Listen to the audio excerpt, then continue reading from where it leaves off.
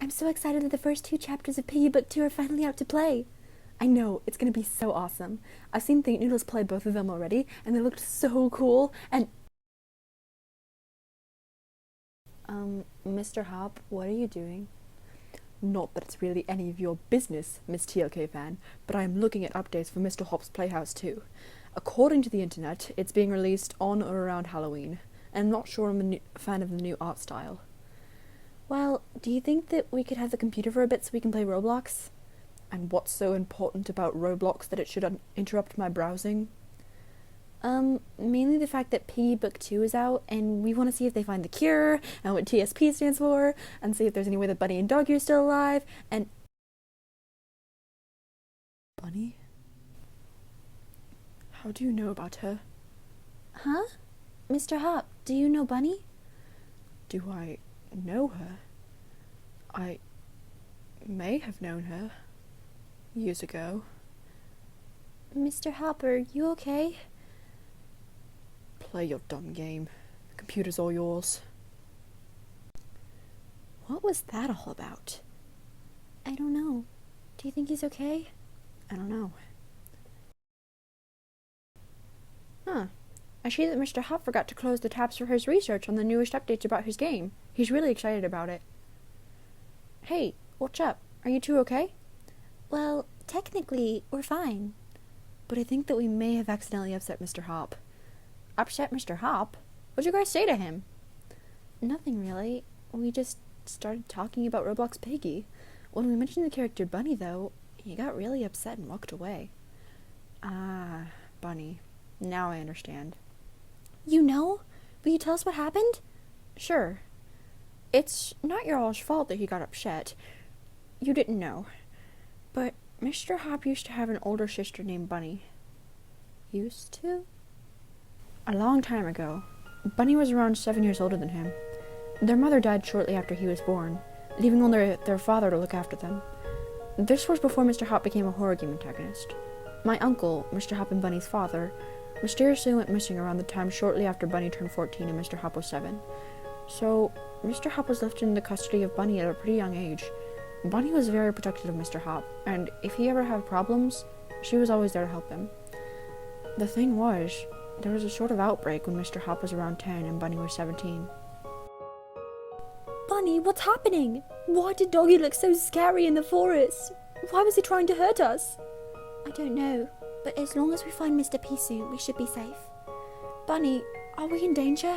Are we going to have to hurt our friends in order to get away from them safely? Will our friends ever be the same? I don't know, Mr. Hopp, but I swear, if anyone tries to do anything to you, my crossbow will immediately be at the ready. Okay. You see, Bunny was good friends with Mr. P, the man secretly behind the outbreak. She didn't know this at the time, however, so when they made it to him safely, she thought that was the end of their troubles. Thanks for letting us stay here, Mr. P. No problem. I'm glad you two are safe. Bunny looked like she was insanely tired. She had been looking after Mr. Hopp for the past few days, and so had stayed up for quite a few nights to ensure his safety. Bunny, are you alright? I'm fine, just a bit tired. I should get some sleep. Here, take this. It's a potion I invented that has proven to make people stronger. It should help with your tiredness. Thanks. I'll take it later. Bunny trusted Mr. P, so when she took the potion that night, she immediately felt better. The next day, she and Mr. P headed out to look for survivors in a nearby school. Man, sure is dark in here. I think I recall a friend that worked here coming to me for a strength potion. She said that she was so worn out from his students and needed something stronger than caffeine. It was the same sort of potion that I gave you last night. That wouldn't happen to be your friend, would it? Run! At this point, Mr. P connected the dots. Each person that took the potion turned into a monster. He grew fearful of Bunny. What if she was infected and trying to trick him? What if her infected eye was just hiding behind her eye patch? So, out of fear, he trapped her inside of a secret room in the school. Mr. P, what are you? I'm sorry, Bunny! When Mr. P came back alone, Mr. Hopp wanted to know where his sister was. Mr. P lied, telling him that they got separated, but that his sister was fine, and was going to meet him on the roof of the school. Mr. P didn't actually know that Bunny was eventually going to meet them there. It was a pretty big coincidence that she managed to meet them. But when Mr. P left again to see if he could find any more survivors, he met up once again with Bunny. This time, with a few police officers that were accompanying her. Looks like you all made it out. Bunny wanted to ask Mr. P why he locked her in the closet, but there were worse problems at hand. I don't feel so well. Me neither. Hang in there, Yummy and Think. We're going to help you. While Bunny waited for the officers to come to, Mr. P went up to the roof on the hospital, where Mr. Hopp was waiting for everyone in a helicopter.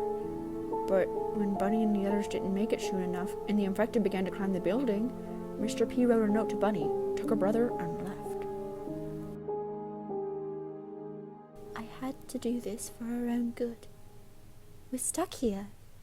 We need to find another way to safety. Let's go. Meanwhile, Mr. P took Mr. Hopp to an alleyway. He told him that he would be safe there, and left towards a huge power plant. He spent 2 nights in that alleyway before he decided to go and look for his sister. He ended up running into a few survivors, who took him to a safe house where there were other children that he could play with. But a few days later, the officers arrived at the safe house. They had to tell him the hard truth about what had happened to Bunny. When they got to the metro station, the trains were down. Bunny was acting very strange. I can't go on. I'm just gonna rest here for a minute. Leave it to us, Bunny. We'll get the train going.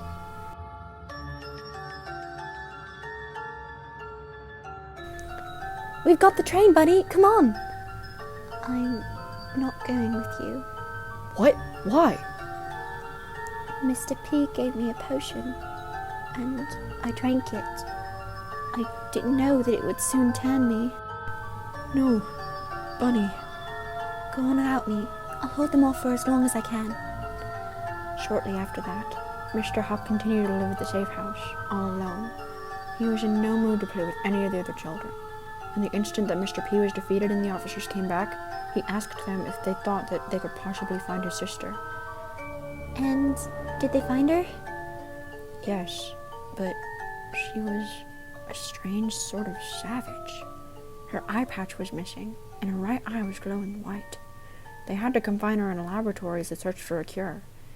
When they thought that they had found one, they needed somewhere to test it. Mr. Hopp hated to see his sister as she was, so he volunteered himself to be tested for the cure. He drank the potion, and days later became hostile. His claws grew longer, fading to black, and his canines grew and became more sharp. The whites of his eyes turned black, and his eyes glowed yellow. But then, they injected him with the possible cure, and he woke up on the floor of the testing chamber. He still looked hostile, but the potion no longer affected his brain or his morality. In a way, the cure worked. The first people to receive the cure were the Piggy family, who were back to normal within a few days and were soon reunited with their son George. Bunny was the second to receive the cure, but something went wrong. Went wrong? What went wrong? When they opened the chamber to give her the cure, she immediately turned and aimed her crossbow at the first person who she saw, Mr. Hopp. Gigi, one of the leaders of the safe place, was afraid that Mr. Hopp was going to get hurt, or worse. She jumped in front of him, her spear at the ready. Usually, when the infected were hit, they'd only be stunned for about 20 seconds. But when Gigi stunned Bunny and they injected her with the cure, it immediately went into effect. While it did get rid of the part of her that was infected, it also worsened the injury that Gigi's spirit caused, since it was right before she received the cure. They took her to a room in the lab to help her, but she died hours later. So, because of Mr. P, Bunny died? Yes. From there, things got worse. Worse? How could things possibly get worse? That night, Mr. Hopp ran from the safe house. He was on the run for weeks, trying to get as far away as he could from any place or any person that would remind him of Bunny. Eventually, he found his way to Freddy Fazbear's Pizzeria, and this is when he found our uncle, Glitchtrap, who he stayed with until he was old enough to live on his own. My dad, Mr. Hopp's dad, and Glitchtrap were all brothers, so we were one of the first to be notified when Bunny passed away. Mr. Hopp eventually decided to show anyone he could the pain that he had to go through. If he couldn't be happy with his family, why should anyone else be? And that pretty much leads us to today. I'm pretty sure that Mr. Hopp had forgotten about his sister, but you mentioning her just brought too many memories and emotions back for him to take. I never would have thought that Mr. Hopp is the way he is because of what happened to Bunny. It's really sad when you think about it. Maybe that's why he refuses to talk to anyone as well. Do you think that he's afraid of possibly bringing up his sister? I don't know. We can only guess. Bunny, can I ask you a question? Sure thing, what's up? We'll always be there for each other, right? What kind of a question is that? Of course. There's nowhere that you'll be able to go that I won't be with you. Why?